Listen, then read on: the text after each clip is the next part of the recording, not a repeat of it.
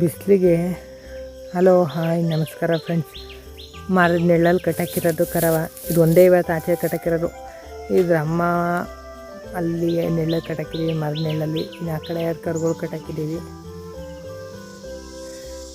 ಇಲ್ಲಿತ್ತು ಹಸು ಇಷ್ಟೊತ್ತು. ಇವೆಲ್ಲ ತಿಂದಾಗಿತ್ತಲ್ಲ, ಬಿಸಿಲು ಬಂತು ಅಂದ್ಬಿಟ್ಟು ಅಲ್ಲಿ ಹೊಡ್ಕೊಂಡು ಕಟ್ಟತ್ತೆ. ಕರ ಇಲ್ಲೇ ಐತೆ, ಇಲ್ಲೇ ಇರಲಿ. ಒಣ ಹುಲ್ಲು ತಿಂತಾಯ್ತೆ. ಹಸಿ ಹುಲ್ಲು ಹಾಕ್ಬಾರ್ದು ಜಾಸ್ತಿ ಕರುಗಳಿಗೆ, ಎಳೆಗರುಗಳಿಗೆ.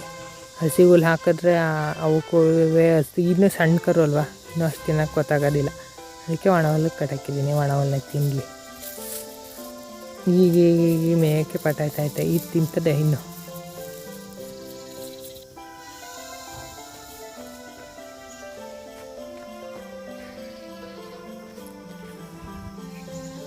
ಮಾವಿನ ಮರ ಈ ವರ್ಷ ಮಾವಿನ ಮರ ಅಂತೂ ಸಖತ್ ಕಾಯಿ ಬಿಟ್ಟೈತೆ.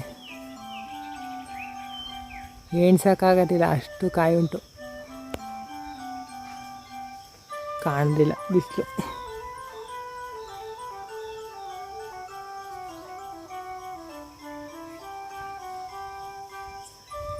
ಬಿಸಿಲಿಗೆ ಏನೂ ಕಾಣಿಸ್ತಾ ಇಲ್ಲ.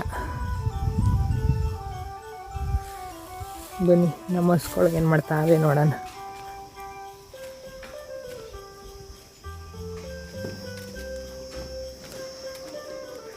ನಮ್ಮ ಮನೆ ಹತ್ರ ಇರೋ ಅಂಥದ್ದು ಬದನೆ ಗಿಡ.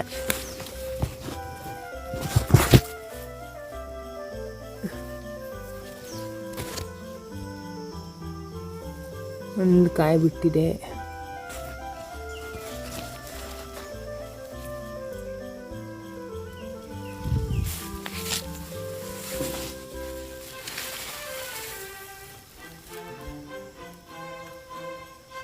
ಮುಂದೆ ಬದನೆ ಕಾಯಿ ಒಂದೇ ಒಂದಿದೆ, ಜಾಸ್ತಿ ಏನು ಬಿಟ್ಟಿಲ್ಲ. ಹಸ್ಗಳೆಲ್ಲ ಮನ್ಗವಿ ಈಗ.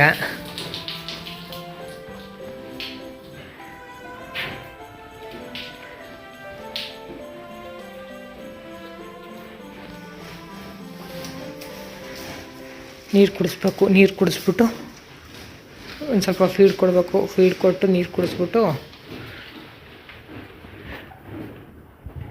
ನಾವು ಇವತ್ತಿನ ಮಧ್ಯಾಹ್ನದ ಕೆಲಸ ಮುಗೀತದೆ. ಇನ್ನು ಮಳೆ ಬರೋಣ ಅಷ್ಟೊತ್ತಿಗೆ ಒಂದು ಸ್ವಲ್ಪ ಹುಲ್ಲೆಲ್ಲ ಕುಯ್ಕೊಂಬಿಡ್ಬೇಕು. ಇಲ್ಲಾಂದರೆ ಮಳೆ ಬಂದರೆ ಹುಲ್ಲು ಕುಯ್ಯೋಕ್ಕಾಗೋದಿಲ್ಲ.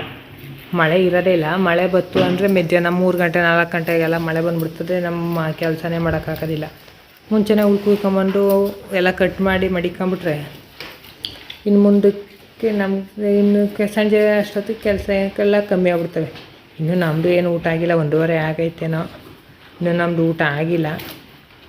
ಊಟ ಮಾಡಿಬಿಟ್ಟು ಎಲ್ಲ ಸಗಣಿ ಹಾಕ್ಕೊಂಡವೆ. ಎಲ್ಲ ಸಗಣಿ ತುಂಬಾಕಿ ಫಸ್ಟು ಹಸ್ಕೊಳಗೆ ನೀರು ಕುಡಿಸಿ ಫೀಡು ನೀರು ಎಲ್ಲ ಕೊಟ್ಬಿಟ್ಟು ಆಮೇಲೆ ನಾವು ಊಟ ಮಾಡಬೇಕು.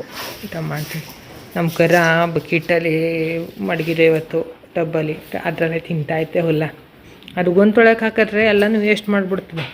ತಿಂದೇ ಇಲ್ಲ, ಅಲ್ಲಲ್ಲೇ ವೇಸ್ಟ್ ಆಯ್ತಾಯಿತ್ತು. ಅದಕ್ಕೆ ಇವತ್ತು ಎಲ್ಲನೂ ಬಕೀಟಲ್ಲೇ ಹಾಕಿ ಟಬ್ಬಲ್ಲಿ ಮಡಗಿದೆ. ನೀರು ಕುಡಿಬೇಕೇನ, ನೀರು ಕುಡಿತೀನಿ. ಇವತ್ತಿನ ವೀಡಿಯೋ ಇಷ್ಟ ಆಗಿದ್ರೆ ಸಬ್ಸ್ಕ್ರೈಬ್ ಮಾಡ್ಕೊಂಡು ನೋಡಿ.